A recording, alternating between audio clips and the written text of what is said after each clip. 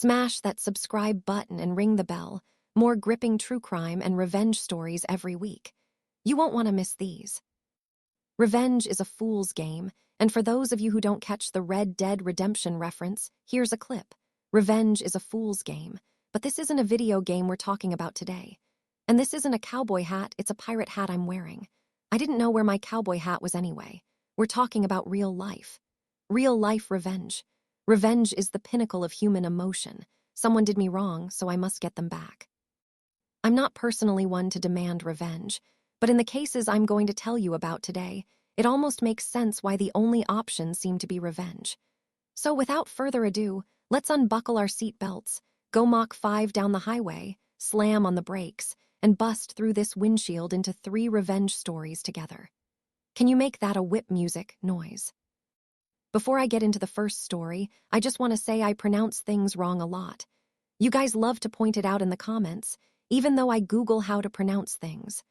Apparently Google steers me wrong sometimes. I'm going to do my best, but also feel free to roast me in the comments for mispronunciations. I appreciate it and I apologize. Anyway, let's get to it. The first case we're talking about is the story of Gary Palmer. However you want to say it, I'll say Palmer because that's how I read it. This man is celebrated in many communities for his revenge story, and it's still talked about to this day. His story inspires others with a sense of justice and terrifies others with his solution to the problem. Love him or hate him, this is his story. Gary Palmer was born November 10, 1945, in Baton Rouge, Louisiana. He served his country in the United States Air Force and became a staff sergeant. After retiring, he tried his luck as a heavy equipment salesman back in his hometown. He lived like everyone else. He attended East Senior School and was in a fraternity called Kappa Alpha at Louisiana State University. In his free time, he liked to fish, he liked to cook, and he cheered for his favorite teams, the college team LSU Tigers and the professional New Orleans Saints. He had 4 children, 1 daughter and 3 sons, his daughter Jennifer, Lori, and his 3 sons Jeffrey, Joseph, and Jody. He was a devoted father with no prior criminal behavior or violent tendencies, supposedly loved by all. But one day he changed when he learned what was happening to one of his sons, Jody. Jody was a normal kid. Like many kids, he played sports. Specifically, during 1983 and 1984, Jody practiced karate. At 11 years old, his karate instructor was 25-year-old Jeff Duran. But Duran wasn't just teaching him karate, he was doing something far more sinister. For over a year, Jeff Duran had been abusing Jody during lessons. Everything would soon come to light. On February 14, 1984, Duran kidnapped Jody and took him all the way to Anaheim, California, over 1,700 miles from Jody's home. Supposedly, he told Jody's mother, June, that he would be gone and back within 15 minutes, and that he just wanted to show Jody some carpet he was laying. That wasn't suspicious at first because Jeff's job was laying carpet with his brother, and he was a trustworthy figure in Jody's life. At least that's what the Palmers believed. But after Jody didn't return for a long time, June realized something was wrong and told her husband. It wasn't until February 29, days after the disappearance, that a collect call came to their home. They traced the call to a motel in Anaheim.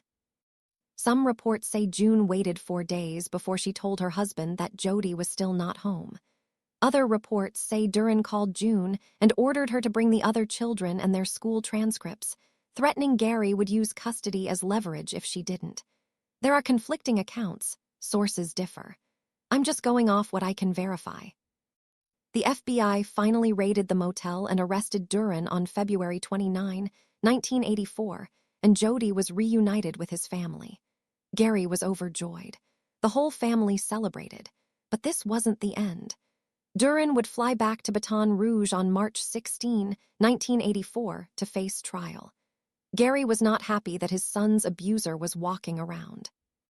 When the plane landed at Baton Rouge Metropolitan Airport, officers led Jeff in handcuffs around 9:30 p.m., but someone was waiting. Gary Palmer had received a tip that Jeff had landed. He made his way to the airport quickly. A news crew had cameras set up for Jeff's arrival. Opposite the cameras were pay phones. Gary was waiting. When Jeff Duren walked past the payphones, Gary turned, produced a revolver, and shot Jeff in the head, all recorded on live television. Gary wore a baseball cap and sunglasses, and he shot a moving target. The footage shows the blood trickling from Duren's head. It is brutal. Officers tackled Gary and put him in handcuffs. They recognized him because they had been involved in the earlier kidnapping case. One officer reportedly called out, "Why, Gary?" during the chaos. Gary was charged with second-degree murder and pleaded no contest to manslaughter.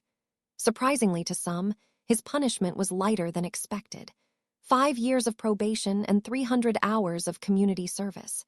The media portrayed him as a grieving father who snapped, a vigilante who took matters into his own hands. Some called him a hero, others condemned him for murder. Interviews later showed Jody did not want his father to kill Duren.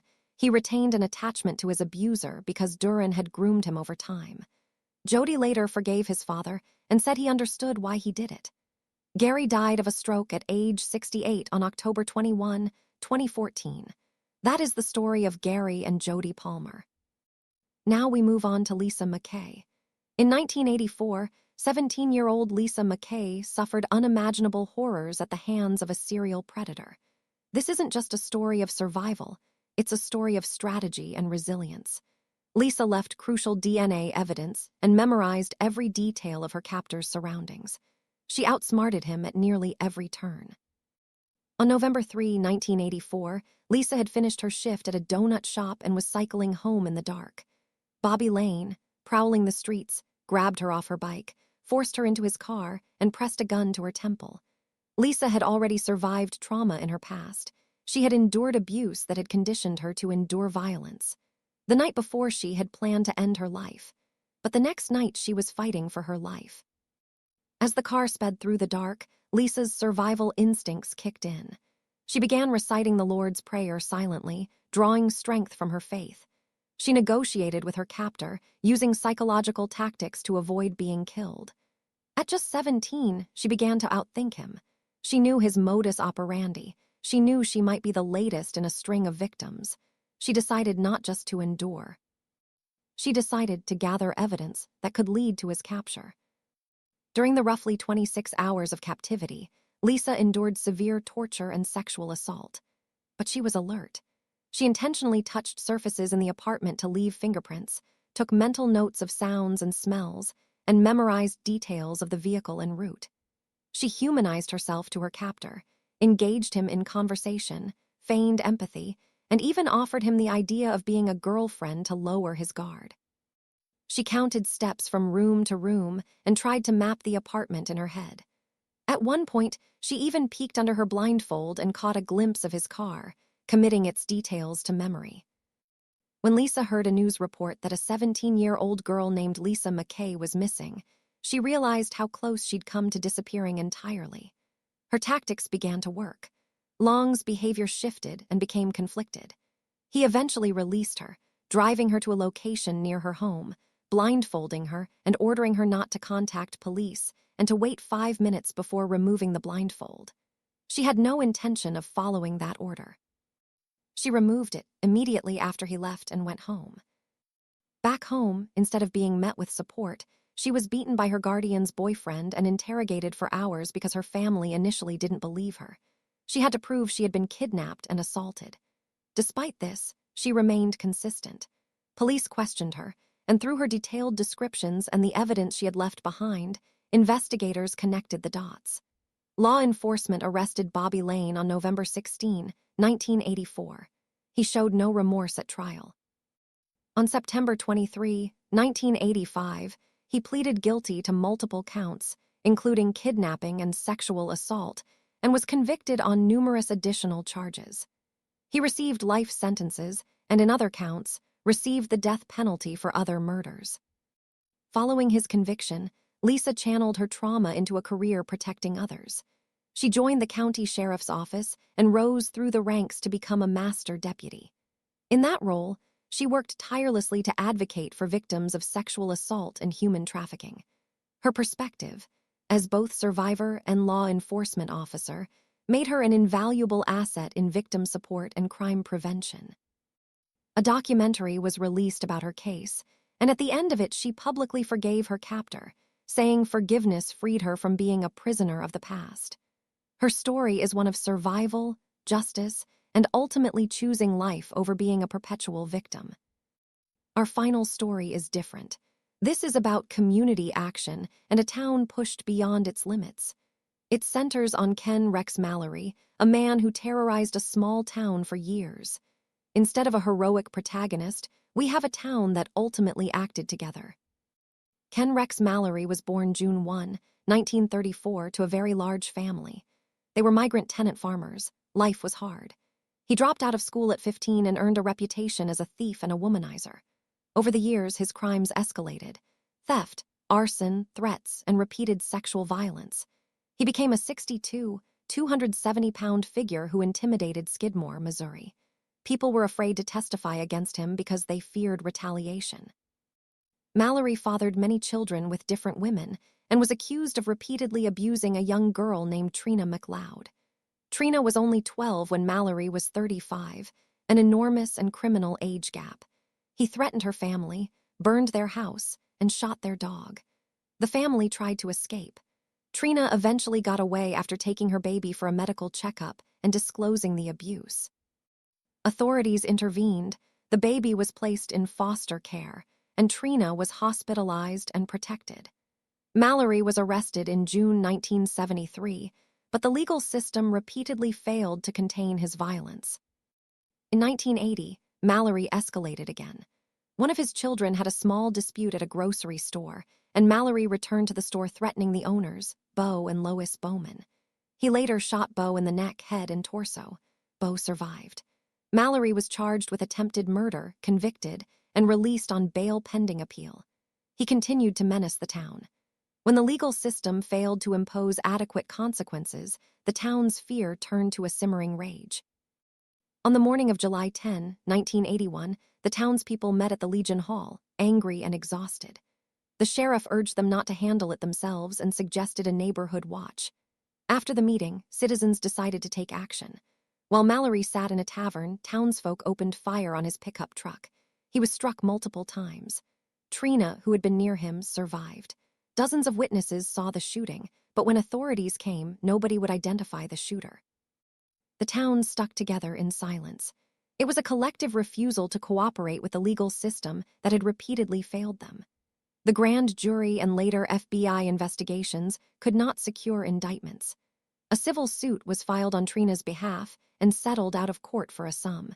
It was a small measure of legal recompense, but for many the law had failed where the community had felt forced to act. Mallory's death became a controversial legacy. Skidmore shrank in population and still struggles to reckon with the memory. Documentaries, like No One Saw a Thing, explore how an entire town came together around a decision to stop a violent man when the system appeared powerless. I don't condone murder, and I don't promote lawlessness, but it's a complicated moral gray area when people feel abandoned by the institutions charged with protecting them. Those are the three stories: Gary and Jody Palmer, Lisa McKay, and the town of Skidmore standing up to Ken Rex Mallory. Each story examines revenge, justice, and the human cost of taking matters into your own hands. Sometimes revenge feels like the only option. Sometimes survivors choose forgiveness. Sometimes communities act when the law fails. I want to hear what you think. Drop your thoughts in the comments. Tell me which case you want a deeper dive on, and subscribe if you want more deep dives into true crime, justice, and the complicated human stories behind them. Also, you can listen on Spotify and Apple Music now. Crimes, conspiracy, cults, and murder is my podcast. You guys have been so kind with 5-star reviews. I was number 12 podcast in America at one point. How did that happen? Thanks to you. Stay safe out there and don't hitchhike. Bye.